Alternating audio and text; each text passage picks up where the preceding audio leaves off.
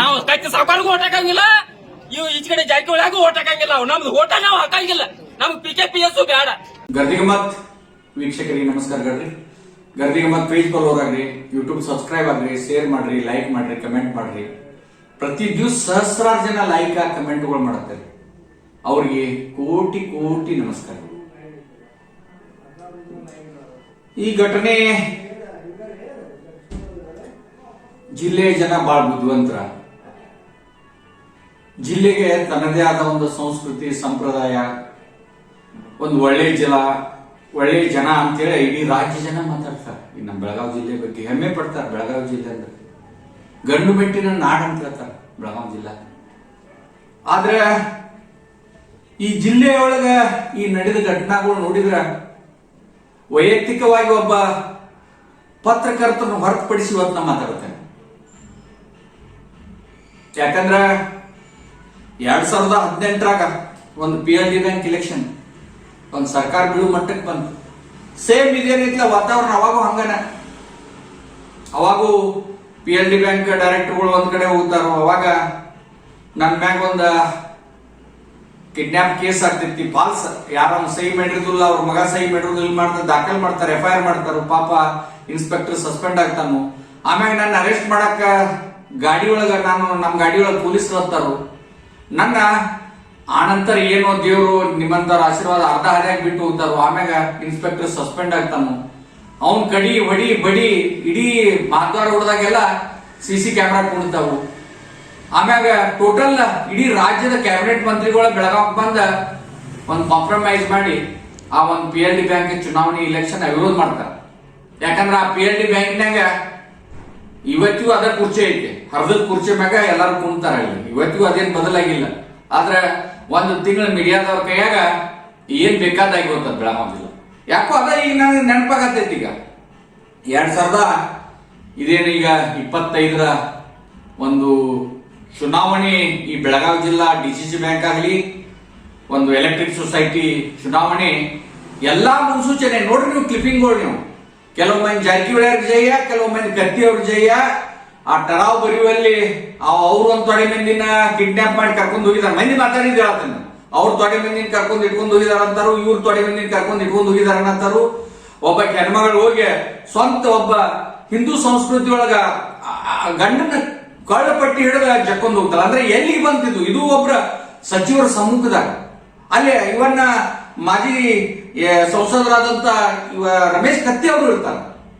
ಯಾಕಂದ್ರ ಇವತ್ತು ಜಿಲ್ಲಾದಾಗ ವಿಶ್ವನಾಥ್ ಕತ್ತಿ ಅವ್ರ ತಂದೆಯವರನ್ನು ಮುಂಬೈ ಗವರ್ಮೆಂಟ್ದಾಗ ಉಪಸಭಾಪತಿ ಇದ್ರಂತ ಅವರು ರಮೇಶ್ ಕತ್ತಿ ಅವ್ರು ನೀನ್ ಹೇಳ್ತಾರೆ. ನನಗೂ ಗೊತ್ತಿಲ್ಲ. ನಮ್ಮ ಮುತ್ತಾದ ಕಾಲದಿಂದ ನಮ್ಮ ರಾಜಕಾರಣ Bombay government is there. That time my grandfather is deputy speaker of Bombay government. ಏನಾಗಿ ಸಮಸ್ಯೆ ಏನಂತ ಬಿಡಪ್ಪ. ಇವತ್ತು ಉಮೇಶ್ ಕತ್ತಿ ಅವರ ಮಂತ್ರಿಯಾಗಿ MLA ಆದವ್ರು ಎಲ್ಲಾ ಪಕ್ಷದಿಂದ 8 ಬಾರಿ ಶಾಸಕರಾದವ್ರು. ಅವ್ರ ಮಗ ಈಗ ಅವ್ರು ತಿಳ್ಕೊಂಡ ನಂತರ ನಿಖಿಲ್ ಕತ್ತಿ MLA ಆಗಿದ್ದಾರೆ. ರಮೇಶ್ ಕತ್ತಿ ಸಂಸದರಾದವ್ರು. ಅನೇಕ ಸಹಕಾರಿ ಸಂಸ್ಥೆಗಳನ್ನ ಮಾಡಿದವ್ರು. ಆದ್ರೆ ಇವತ್ತ ಹುಕ್ಕೇರಿ ತಾಲೂಕಿನಾಗಿನ ಘಟನೆ ಇಡೀ ಜಿಲ್ಲಾ ಜನ ಏನಪ್ಪ ಇದ, ಇವ್ರಿಗೆ ಯಾರು ಬುದ್ಧಿ ಹೇಳೋರಿಲ್ಲ. ಯಾಕಂದ್ರೆ ಹಂಗ ಬಂದ್ರ ಇವತ್ತು ಸತೀಶ್ ಅವರ MLC ಆಗಿ MLA ಆಗಿ ಮಂತ್ರಿ ಆದವ್ರು. ಇವತ್ತೊಂದು ಪಕ್ಷದ ಕಾರ್ಯಾಧ್ಯಕ್ಷರಾದವ್ರು, ತಿಳುವಳಿಕೆ ಇದ್ದವ್ರು, ದೂರದೃಷ್ಟಿ ರಾಜಕಾರಣಿ. ಆನಂತರ ರಮೇಶ್ ಜಾರಕಿಹೊಳಿ ಅವರು ಮಂತ್ರಿ ಆದವ್ರು, MLA ಆದವ್ರು, ಸಿಟ್ಟಿಂಗ್ MLA ಇದ್ದವ್ರು. ಬಾಲಚಂದ್ರ ಜಾರಕಿಹೊಳಿ ಎಕ್ಸ್ ಮಂತ್ರಿ MLA ಇದ್ದವ್ರು, KMF ಅಧ್ಯಕ್ಷರಾದವ್ರು. ಲಖನ್ ಜಾರಕಿಹೊಳಿ MLC ಇದ್ದವ್ರು. ಪ್ರಿಯಾಂಕಾ ಜಾರಕಿಹೊಳಿ MP ಇದ್ದವ್ರು. ಇಡೀ ರಾಜ್ಯ ರಾಜಕಾರಣ ಅವ್ರ ಮನೆಯೊಳಗನ ಐತಿ. ಆದ್ರೆ ಎಲ್ಲೋ ಒಂದು ಇದು ವಿಷಕ್ಕೆ ಬಿದ್ದ ಇದು ಎಲ್ಲಿ ಹೋಗಿ ಹತ್ತಬಹುದಂತ ನಮ್ಮ ಜಿಲ್ಲಾದ ಚಿಂತಕರಾಗ್ಲಿ, ರಾಜಕಾರಣಿಗಳಾಗ್ಲಿ, ಆಯಾ ಪಕ್ಷದ ಮುಖಂಡರಾಗ್ಲಿ, ಇವತ್ತು BJP ಅವರಾಗ್ಲಿ, ಕಾಂಗ್ರೆಸ್ನವರಾಗ್ಲಿ, ಯಾರಾಗ್ಲಿ, ನೀವ್ ಏನ್ ಮಾಡತ್ತೀರಿ? ಈ ಘಟನೆ ಈಗ ಏನಿದ ಈ ಟರಾವುಗಳು ತಗೊಳ್ಳೋದು, ಜೈಕಾರ ಧಿಕ್ಕಾರ ಹಾಕೋದ್ರಾಗ ನಾನು ಭಾಳ ಸಲ ಹೇಳಿದ್ದೇನೆ. ನಾನು ಒಬ್ಬ ಪತ್ರಕರ್ತ ಅಲ್ದ ಒಬ್ಬ ಕಾರ್ಯಕರ್ತ. ಯಾಕಂದ್ರೆ ನನಗೂ ರಾಜಕೀಯ ಪಕ್ಷದ ಅನುಭವಗಳು ಭಾಳ ಅದಾವ. ಇಂಥವನ್ನೆಲ್ಲ ಮಾಡಿ ಬಂದು ನಾವು ಅವ್ರು ಎರಡೂವರೆಗೂ ಇಬ್ಬರಿಗೂ ಏನಾಗೋದಿಲ್ಲ. ಈ ಒಂದು ದ್ವೇಷದ ಬೀಜ ಆಗ ಊರಾಗ ಉಳಿತೈತಿ.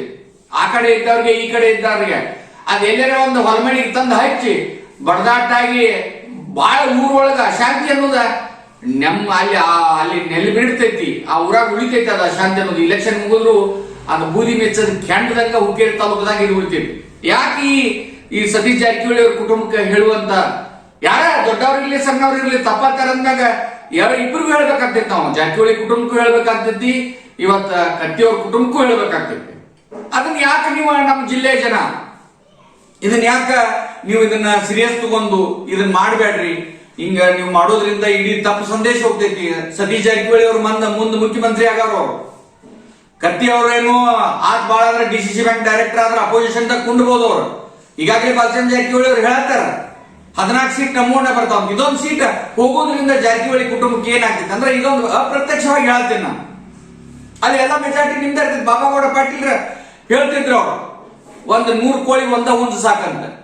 ಯಾಕೆ ಅಪೋಸಿಷನ್ ಅವ್ರು ಇರಬಾರ್ದೇನಲ್ಲಿ ಈ ರೀತಿ ನೀವ್ ಯಾಕೆ ಮಾಡತ್ತೀರ ಅಂತ ಕೇಳ್ತಾರೋ. ಆಮೇಲೆ ಕತ್ತಿಯವರನ್ನು ಇವನ್ ಕೆಲಸ ಶುಗರ್ ಫ್ಯಾಕ್ಟರಿ ಯಾಕೆ ಇಟ್ಕೊಂಡು ಕುಂತಾರಂತ ಜಾರಕಿಹೊಳಿ ಕುಟುಂಬದವರು ಕೇಳ್ತಾರ.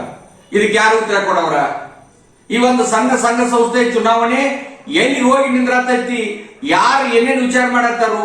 ಇವತ್ತು ಒಟ್ಟಾರೆ ಇದನ್ನ ನೋಡಿದ್ರ ಈ ಒಬ್ಬ ಕಾರ್ಯಕರ್ತ ಹೇಳಿದಂತ ಕೇಳ್ರಲ್ಲಿ, ನಾವಿಬ್ರಿಗೂ ಓಟ್ ಹಾಕೋದಿಲ್ಲ, ನಮ್ಮ ಅವ್ನ ಯಾಕೆ ಓದ್ತಾರ ಅಂತ ಕೇಳ್ತಾನವ. ಅಂದ್ರೆ ಒಟ್ಟಾರೆ ಎಲ್ಲಿ ಬಂತಂದ್ರೆ ಈ ಚುನಾವಣೆ ಈ ವೈಯಕ್ತಿಕ ದ್ವೇಷದ ತುಂಬಿ ತುಳ್ಕಾತೈತಿ, ಕೊಡ ತುಂಬಿ ತುಳ್ಕಾತೈತಿ.